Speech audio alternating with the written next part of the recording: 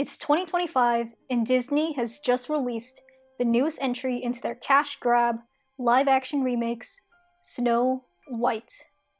From muddled themes to reduced character roles, the new Snow White continues the trend of inferior remakes compared to the original. Here are all the things 2025's Snow White does worse than the original. Number 1. Snow White. In the original 1937 film, Snow White is a girl who has been abused by her stepmother, the Evil Queen, for years. She is forced to work as not just any maid, but a scullery maid, aka the lowest ranking female domestic servant, primarily responsible for the most physically demanding and menial tasks in the kitchen, such as cleaning and washing dishes. The Evil Queen didn't only dress Snow White in rags. It seems she also wanted to wear the princess down and make her tired of life. But contrary to her belief, Snow White continues to be a kind and hopeful person. In the 2025 film, Snow White's backstory is largely the same. However, where the film's messaging begins to fumble is the introduction of Snow White's love interest, Jonathan. In the scene where they meet, Jonathan derides Snow White, who he doesn't yet know is the princess, for thinking instead of taking action against the queen. For the rest of the movie, the film's messaging is defined by this theme of taking action. While Snow White still has moments of goodness and kindness, it is less prominent than in the original 1937 film. Take, for example, the scene in which Snow White comes across the dwarves' cottage. In the original 1937 film, she not only knocks on the front door before entering, but once she enters, she asks if anyone is home. Snow White is being polite and mindful. Once she confirms that no one is home, upon seeing the messy state of the cottage, she resolves to clean it in hopes that this will convince whoever lives here to let her stay. Snow White is not only being kind in helping clean up, she is being smart, knowing that this will work in her favor to convince the dwarves. Snow White is defined by her kindness, the beauty that comes from within.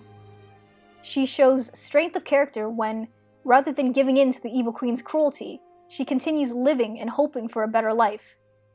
The original film is comforting, especially for those who have been victims of abuse themselves. So when the 2025 version says that Snow White needs to take action to stop the Evil Queen, it runs the risk of implying that victims of abuse need to stand up for themselves, when we all know that is not always possible. The original Snow White was a strong character on her own, simply having survived her abuse from the Evil Queen. But the original Snow White wasn't the only one mishandled by the 2025 remake. No, the other characters would be... Number 2, the Seven Dwarves. The Seven Dwarves play a crucial role in the original 1937 film. It's why they're in the film title. Not only do they provide shelter for Snow White, it is also them who contributes to the death of the Evil Queen in the original movie. Now compare this to the 2025 remake. The Evil Queen is given a different death scene, and the dwarves do not play any part in it. But even before this, the Seven Dwarves' roles have vastly diminished from the original. In the original 1937 film, Snow White has a prominent relationship with two of the dwarves, Grumpy and Dopey. Grumpy is the cynical and distrustful one of the group, and he is cautious of Snow White's intentions. But through her kindness and empathy, Grumpy gradually warms up to Snow White. In the new remake, Grumpy's interactions with Snow White are reduced, and the film instead calls him misunderstood. This is very strange, as the whole point of Grumpy's anger is that it's misplaced. So no, Grumpy is not misunderstood, and if the dwarves had listened to him, Snow White would still be wandering around in the forest. As for Dopey, the 2025 remake goes out of its way to actually single Dopey out and depict him as being laughed at by the other dwarves. Again, this is very strange, because in the original 1937 film, while Dopey was a comic relief character, so were all of the other dwarves. Their exaggerated actions and personalities provided comedy to the animated film. This is not the only example of the 2025 movie creating problems where there were none before. In the remake, the Seven Dwarves have a dysfunctional relationship with each other, so Snow White has to step in and help them cooperate. This is shown primarily in the song Whistle While You Work, which was originally a song sung only by Snow White as she cleaned the dwarf's cottage.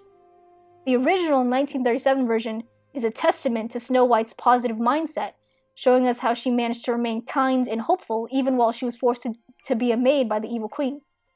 Meanwhile, the new version is sung to address a problem that didn't even exist in the original. Although the Seven Dwarves' role was diminished, they are still better off than this next character, who technically doesn't even exist in the 2025 remake. Number 3. The Prince. The unnamed prince of the 1937 film was replaced by Jonathan, a Robin Hood-type character who opposes the evil queen. As previously mentioned in this video, during their initial meeting, Jonathan derides Snow White, who he doesn't yet know is the princess, for thinking instead of taking action against the queen. Jonathan's character is an attempt by Disney to address criticisms of the 1937 film's prince, such as that he barely knew Snow White before kissing her awake.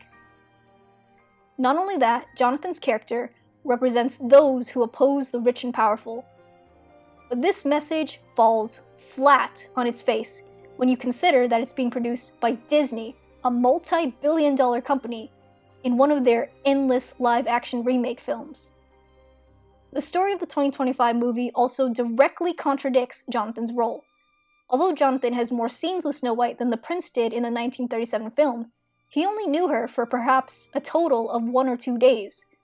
More importantly, the remake keeps the original plot point of a poisoned apple and love's first kiss. So how can the prince from the 1937 film be criticized when Jonathan is not much different? In fact, many people misunderstand the prince. The prince was intended by the film's creators to be somewhere around 18 years old, not 30 as the internet often cites. Furthermore, although he fell in love with Snow White at first sight, he met her in the first place because he heard her singing. Their shared love of music is what brought them together. And finally, in the ending of the film, it's said that the prince searched far and wide for Snow White, until he finally heard of the maiden in a glass coffin. In the film, we see the passage of time from fall to winter and then spring. Hence, the prince had been searching for Snow White for several months, showing that his love for her was true. Snow White, the Seven Dwarves, and the prince all get their happy ending, but there's one character that doesn't, and that's number 4, the Evil Queen. In the original 1937 film, the Evil Queen is a menacing figure, watching over Snow White and growing jealous of her beauty as it blossoms every day. The scene where she witnesses Snow White and the prince falling in love encapsulates this. Not to forget, this scene takes place right after the queen hears from the magic mirror that Snow White is the fairest of them all.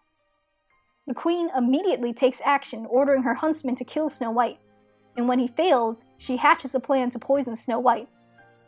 The queen in the 1937 film is an enigmatic and powerful figure, undone in the end by her own vanity and cruelty. Now compare this to the 2025 remake. In that film, the queen is not nearly as menacing. Unlike her 1937 counterpart, the queen gets to sing, but her song, All Is Fair, strips the queen of her mysterious presence that was felt in the original.